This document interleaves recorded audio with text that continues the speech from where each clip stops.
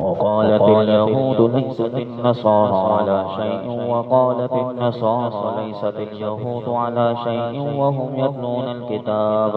كذلك قال الذين لا يعلمون مثل قولهم فالله يحكم بينهم يوم القيامة فيما كانوا فيه يختلفون ومن أظلم ممن منع مساجد الله أن يذكر فيها اسمه وسعى في خرابها أولئك ما كان لهم أن يدخلوها إلا خائفين لهم في الدنيا خزي ولهم في الآخرة عذاب عظيم ولله المشرق والمغرب فأينما تولوا فثم وجه الله إن الله واسع عليم وقالوا اتخذ الله ولدا سبحانه بل له ما في السماوات والأرض كل له قانتون بديع السماوات والأرض وإذا قضى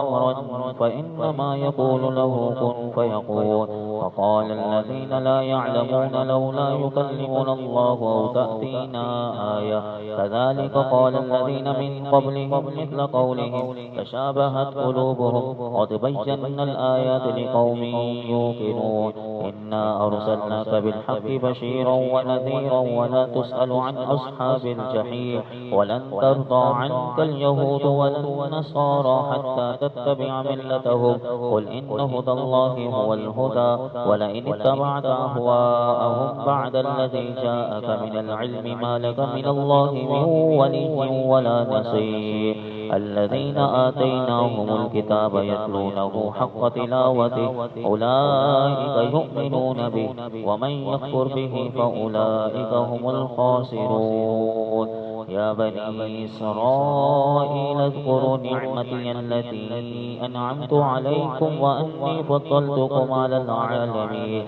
واتقوا يوما لا تجزي نفس عن نفس شيئا ولا يقبل منها عدل ولا تنفعها شفاعة ولا هم ينصرون وإذ ابتلى إبراهيم ربه بكلمات فأتمهن قال إني جاعلك للناس إماما قال ومن ذريتي قال لا ينال عهد الظالمين وإذ جعلنا البيت مثابة للناس وأمنا واتخذوا من مقام إبراهيم مصلى وعهدنا إلى إبراهيم وإسماعيل أن طهر بيتي للطائفين والعاكفين والركع السجود وإذ قال إبراهيم رب اجعل هذا البلد آمنا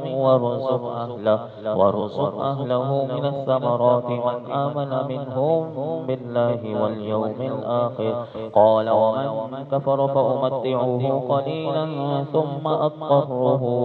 إلى عذاب النار وبئس المصير وإذ يرفع إبراهيم القواعد من البيت وإسماعيل ربنا تقبل منا إنك أنت السميع العليم ربنا واجعلنا مسلمين لك ومن ذريتنا أمة مسلمة لك وأرنا مناسكنا وتب علينا إنك أنت التواب الرحيم ربنا وابعث فيهم رسولا منهم يتلو عليهم آياتك ويعلمهم الكتاب والحكمة ويزكيهم إنك أنت العزيز الحكيم ومن يرغب عن ملة إبراهيم إلا من سفه نفسه ولقد اصطفيناه في الدنيا وإنه في الآخرة لمن الصالحين إذ قال له ربه أسلم قال أسلمت لرب العالمين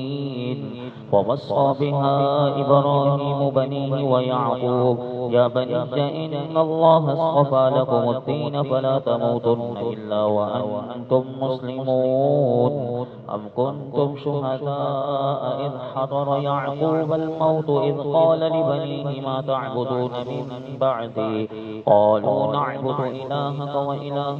آبائك إبراهيم وإسماعيل وإسحاق إلها واحدا ونحن له مسلمون. تلك أمة قد خلت لها ما كسبت ولكم ما كسبتم ولا تسألون عما كانوا يعملون.